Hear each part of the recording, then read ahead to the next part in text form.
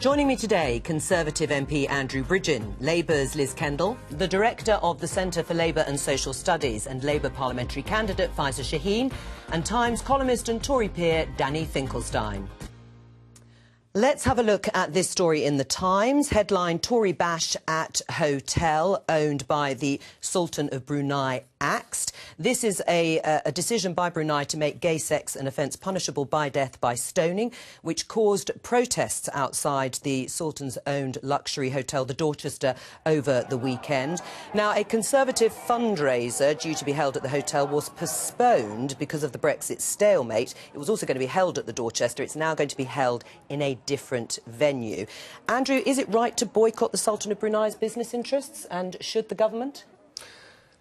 Yes, and I think I'm a great believer in the power of the consumer to do the right thing, and it's quite within the rights of every consumer to spend or not spend their money wherever they feel fit. I just have some sympathy for the staff and management who are caught up in this at the Dorchester.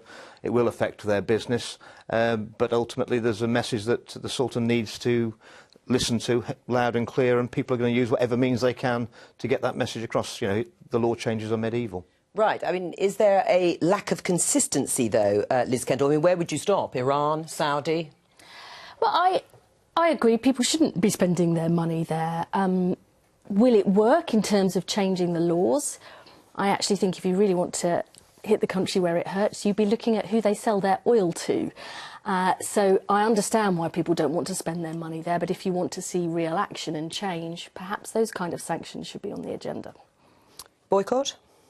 Yeah, absolutely. I don't even think there's a question about boycotting the hotels. And I agree. I think we should be looking at going much further. And that's true of Brunei, that's true of Saudi and other countries that are engaged in this sort of draconian laws, that we have to show solidarity to our LGBTQ family, and this is one way in which you do that. Right. Should Brunei be expelled from the Commonwealth?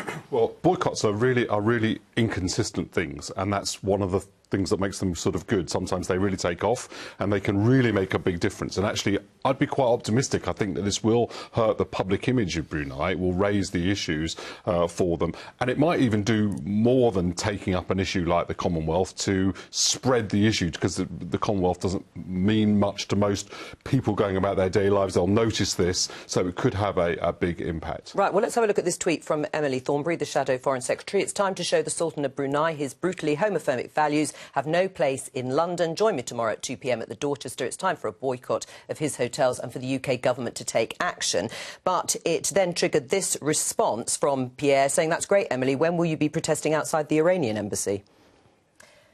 Yeah, I mean, look, this thing with the boycott, I mean, I do think actually people have been standing up and saying about Iran and various different types of behaviour. But I think Brunei and this particular law change... I mean, this is a really interesting question, sorry, especially for the Commonwealth. Does the Commonwealth believe that it is an organisation driven by values and a belief in human rights? And if it does, there isn't just what's happening in Brunei, there are lots of other countries. And the question for any government is whether that action and suspension will actually change the behaviour of those countries, and that is never easy. Well, should Brunei be kicked out of the Commonwealth? I think they should be castigated. I mean, I'm particularly worried about when people say, well, this legislation, but it'll never probably be implemented. That's just not good enough, you know. The Commonwealth will collapse if all the countries that are homophobic and that's a real message, by the way. So I think it should be one of the UK government's priorities to make the legalisation of homosexuality with all of the people, all of the countries it works with, one of its priorities. And at the moment it actually isn't. It's one of the things that it mentions. It says that it cares about it, but it should be one of our foreign policy priorities. And should that apply also to Chinese persecution, for example, of Uyghur Muslims?